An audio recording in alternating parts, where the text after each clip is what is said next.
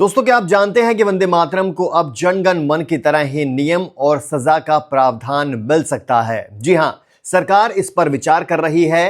अपमान करने पर सजा, ये प्लान क्या है, क्यों जरूरी है और क्या विवाद है पूरा, आइए इस वीडियो में डिटेल्स में जानते हैं। वंदे मातरम और जन गण मन का सबसे पहले बैकग्राउंड समझते हैं, पीछे चलते हैं, इतिहास समझते हैं। जन गण मन हमारा राष्ट्रगान है, सभी जानते हैं, जिसे रविंद्रनाथ टैगोर ने लिखा था। इसे 1950 में संविधान सभा ने अपनाया। इसके लिए सख्त नियम है, जैसे सिनेमा हॉल में बजाना, खड़े होना, जरूरी होना और अपमान पर prevention of insults to national honour act के तहत 3 साल तक की सजा या जुर्माना। अब वंदे मातरम, यह हमारा राष्ट्रगीत है। बंकिम चंद्र चट्टोपाध्याय ने 1870 में यह लिखा था। आजादी की लड़ाई में यह क्रांतिकारियों का नारा बना था, लेकिन इसका कोई संवैधानिक संरक्षण नहीं है, जैसे जन गण मन का है। सरकार कहती है कि दोनों को बराबर सम्मान मिलना चाहिए, लेकिन अब तक वंदे मातरम के लिए कोई स्पष्ट कानून नहीं है। यही अंतर अब भरने की तैयारी की जा रही है। सरकार का प्लान क्या है, इसकी डिटेल आपको बताते हैं। मेन न्यूज यही है।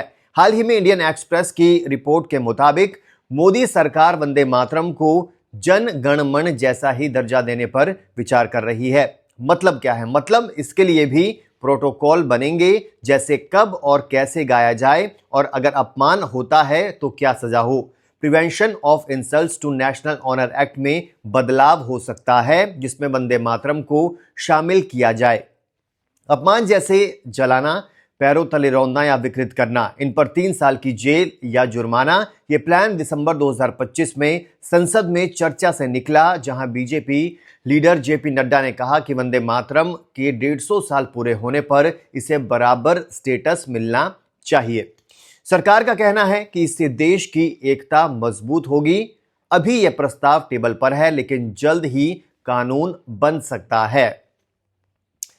क्यों आया ये प्लान, इसकी वजह क्या बताई जा रही है?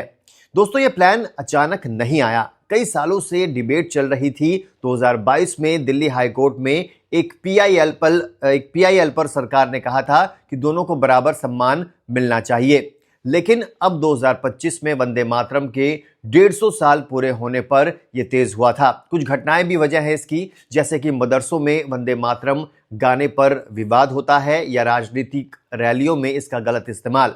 सरकार चाहती है कि राष्ट्रीय प्रतीकों का सम्मान बढ़े और युवा पीढ़ी को देशभक्ति की भावना मिले। साथ ही ये आर्टिकल 51A फंडामेंटल ड्यूटीज में बदलाव ला सकता है, जहां राष्ट्रगान और गीत का सम्मान करना नागरिकों का कर्तव्य हो। विवाद और विपक्ष की राय इस पर क्या है, अब आपको बताते हैं। हर बड़े बदलाव में विवाद होता है। कांग्रेस ने इसे टैगोर को बदनाम करने की साजिश बताया है। वो कहते हैं कि जन गण मन को नीचा दिखाने की ये कोशिश की गई है।